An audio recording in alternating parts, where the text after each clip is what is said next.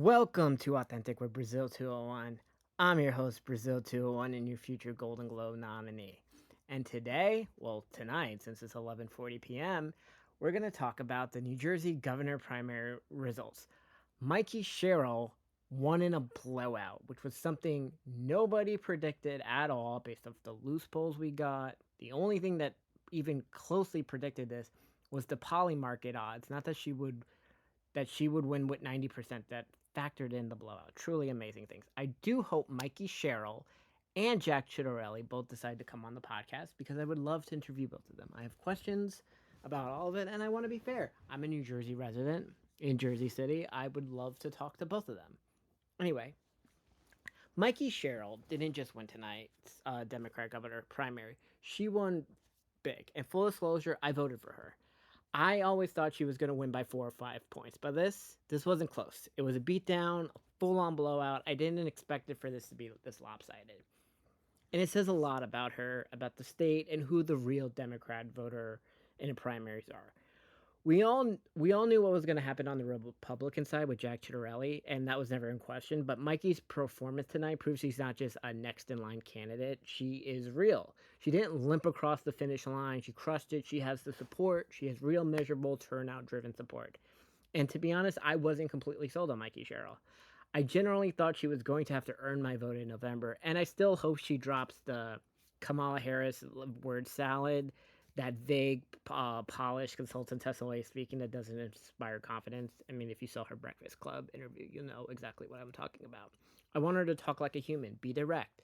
Tonight proves you don't need to overthink it. I still want you to come on the podcast, though. I have a lot of questions for you, and same to you, Jack Chittorelli. But the thing I found interesting is that Polymarket had this outcome priced in for at least the last 3 weeks. They saw this blowout coming, and that's something that shouldn't be ignored. These prediction markets are becoming scary accurate for US elections.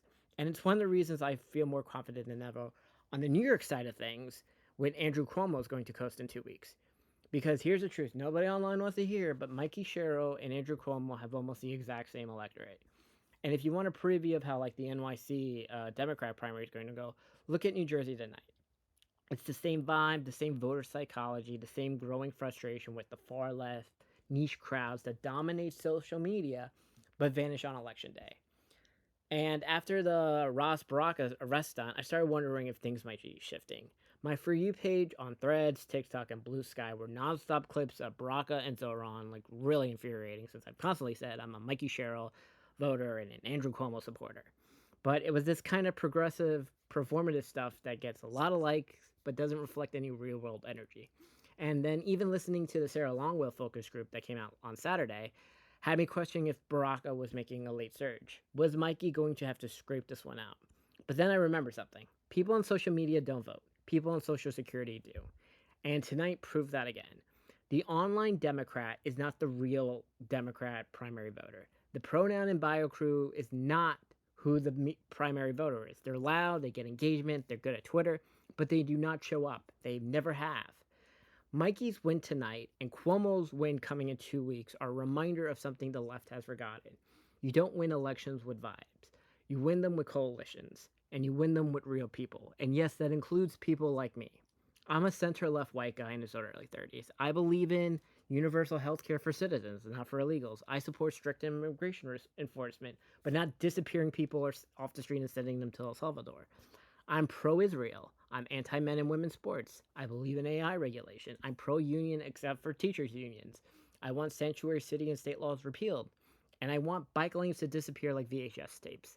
Now, look, the pronoun and bio people will jump in and call me MAGA, and that's fine. I don't care. And I don't think they get to decide what's acceptable in Democrat politics anymore. Not after 2020, not after 2022, and definitely not after the data we just saw from the Catalyst. And not after what we saw tonight. If Democrats want to win nationally, they're going to need some of us. The annoying, skeptical, fed up, taxing, paying young white guys who still believe in functional liberalism and not blowing up the system, but obviously not being the party of the status quo. You don't have to like us, but you're going to need us. Mikie's win tonight is a very good sign for Cuomo, and again, Polly Market hasn't missed on a single U.S. election in the last year.